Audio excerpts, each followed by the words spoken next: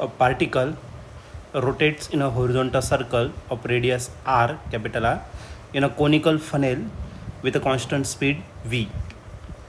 The inner surface of the funnel is smooth. The height of the plane of the circle from the vertex of the funnel is. तर ब्रॅकेटमध्ये दिलेलं आहे जी acceleration due to gravity. तर question 2024ला आणि 2014ला आलेला होता. त्यापैकी A option आहे त्याचं v divided by G, B option आहे v divided by 2g, C option आहे v square divided by 2g आणि लास्ट डी ऑप्शन आहे v square divided by g. तर आता या 4 ऑप्शनपैकी या क्वेश्चनचा करेक्ट आन्सर काय असलं पाहिजे तर आपण याला सॉल्व करूया आणि मग डिसाईड करूया. तर सर्वात पहिलं आपल्याला काय दिलेलं आहे, एक पार्टिकल आहे जो काय करतोय, हा हॉरिझॉन्टल सर्कल काय करतोय, कंप्लीट करतोय आणि हा तो पार्टिकल आहे. ओके, आणि या त्या हॉरिझॉन्टल सर्कलची जी रेडियस आहे तर ती किती दिलेली आहे, तर ती दिलेली आहे कॅपिटल आर एवढी त्याची रेडियस दिलेली आहे. आणि हा जो सरफेस आहे हा कसा आहे, स्मूथ आहे. आणि आपल्याला काय फाईंड करायचं आहे, त्याचं हाईट फाईंड करायचं. त्याच्या वर्टेक्सपासून या वर्टेक्सपासून तर इथपर्यंतचं जे डिस्टन्स आहे ते म्हणजे आपलं काय झालं, हाईट झालं. आणि ते आपल्याला फाईंड करायचं. हाईट आपण कशाने पण करणार तर यचने. आणि आपण या ठिकाणी इथला जो अँगल आहे तो काय घेतला, theta. Theta is semi vertical angle असेल त्या conical फनेलचा.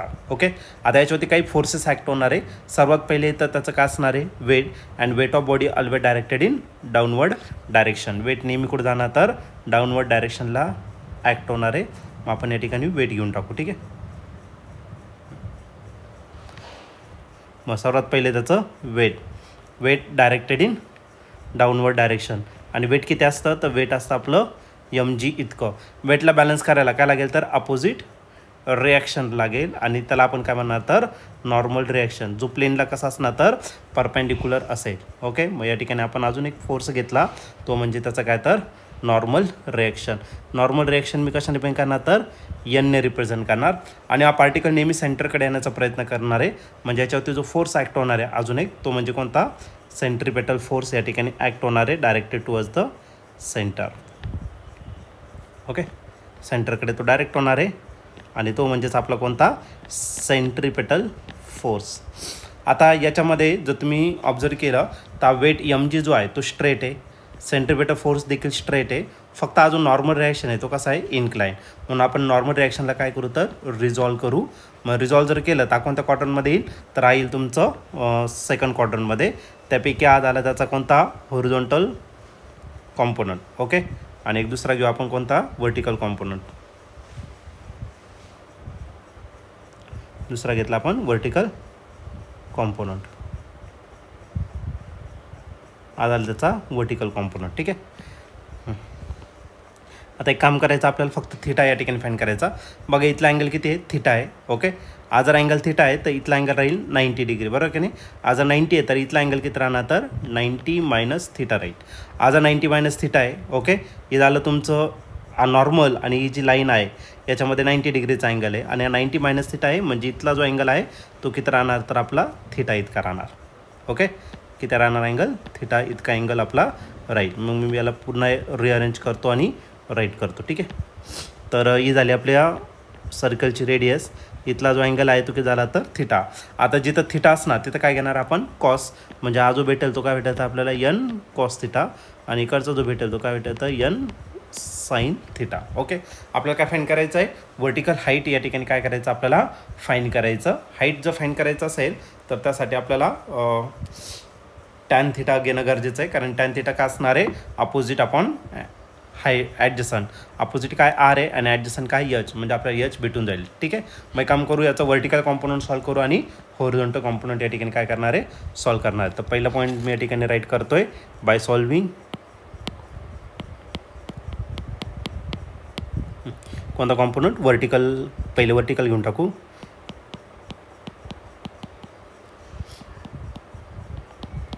Vertical components. Vertical component जर घेतला तर हा बघा mg जो आहे तो डाऊनवर्ड आहे तो मायनस घ्या आणि हा एन साईन थिटा अपवर्ड आहे तो काय करा प्लस घेऊन टाका. ठीक आहे, डाऊनवर्ड मायनस घ्यायचा असतो आणि अपवर्ड काय करायचा असतो प्लस. मग mg काय झाला मायनस mg आणि प्लस आपण काय घेतलं तर एन साईन थिटा. बस व्हर्टिकलमध्ये दोनच आहे मग या सगळ्यांची सम जी आहे ती किती येणार आहे 0. म्हणजे त्याचा अर्थ काय n sin थिटा याची व्हॅल्यू किती भेटेल तर आपल्याला mg इतकी भेटेल. याला आपण काय करू इक्वेशन 1 या ठिकाणी कन्सिडर करू. ठीक आहे. सिमिलरली जसं व्हर्टिकल कॉम्पोनंट सॉल्व केलं तसंच आपल्याला काय करायचं हॉरिझॉन्टल कॉम्पोनंट या ठिकाणी काय करायचं सॉल्व करायचं आहे by solving horizontal components. Horizontal component solve करायचं. मग हॉरिझॉन्टल कॉम्पोनंटमध्ये कोण आहे n कॉस थिटा आणि अजून कोण centripetal force. Okay. Centripetal force आता हे दोन्ही लेफ्ट साईडला आहे. मग हे काय करा मायनस घ्या. मग मायनस काय झाला n कॉस थिटा आणि सेंट्रिपेटल फोर्स नेहमी आपण इक्वल टूच्या नंतर घेणार आहे आणि तो पण लेफ्ट साईडला म्हणून काय घेतलं मायनस. दोन्ही मायनस आहे दोघांना काय करू आपण प्लस. म्हणजे काय झाला n cos theta is equal to centripetal force. Okay. आता सेंट्रिपेटल फोर्सचा फॉर्म्युला आपल्याला माहिती आहे काय mv² आपण काय असेल तर r. हे झालं तुमचं किती नंबरचं इक्वेशन सेकंड. आता आपल्याला टॅन थिटा फाईंड करायचं. मग इक्वेशन 1ला इक्वेशन 2ने काय करू डिवाइड करून टाकू. मग आता नेक्स्ट केसमध्ये dividing equation number 1 by equation number 2. Equation 1 काय आहे तर इक्वेशन 1 आहे तुमचं n sin थिटा. त्याला इक्वेशन 2ने डिवाइड करा. म्हणजे कशाने सॉरी in cos थिटा पाहिजे होतं. इथं थोडं मिस्टेक झाली. तर या ठिकाणी पाहिजे होतं आपलं n cos थिटा. तर हा n cos थिटा या ठिकाणी राईट करून टाका n cos थिटा. ओके. त्याच्यानंतर पुढे त्याच्या पुढे काय असणार आहे ते इक्वल टूच्या नंतरच आपण लिहिणार आहे n sin थिटा याची व्हॅल्यू किती आहे mg. तर mg या ठिकाणी राईट करणार आणि n cos थिटाची व्हॅल्यू किती आहे mv² आपण काय r. मग ते टाकून द्यायचं mv² आपण r. r कुठे जाणार डिनॉमिनेटरला तो जाणार न्यूमरेटरला. डायरेक्ट आपण अरेंज करून घेऊ.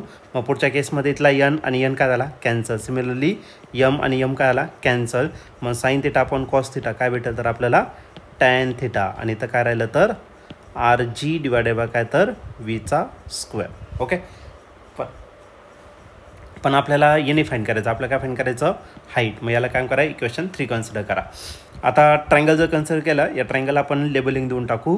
मग हा पॉईंट जो आहे त्याला आपण a कन्सिडर केला हा b कन्सिडर केला आणि हा जो वर्टेक्स आहे त्याला आपण c कन्सिडर केला. मग आपल्याकडे ABC हा ट्रायंगल आहे right angle triangle.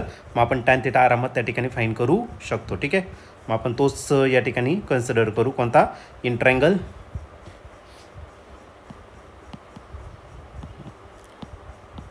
ABC. Measure of angle ABC किती डिग्री येतो 90 डिग्री बरोबर ना. बघा अँगल जो आहे B तो किती तर 90 डिग्री. ओके. मग आपण ते या ठिकाणी पुट करणार. म्हणून आपण जे घेणार आहे ते काय घेणार तर टॅन थिटा या ठिकाणी घेणार आणि टॅन थिटाचा फॉर्म्युला असतो अपोजिट साईड बघा ही कोणतं AB. मग ते टाकून देऊ अपोजिट साईड काय झालं AB आपण ॲडजस्टंट साईड काय आपली BC. तर ती आपण या ठिकाणी पुट करून टाकू. ॲडजस्टंट साईड झाली आपली BC. ओके.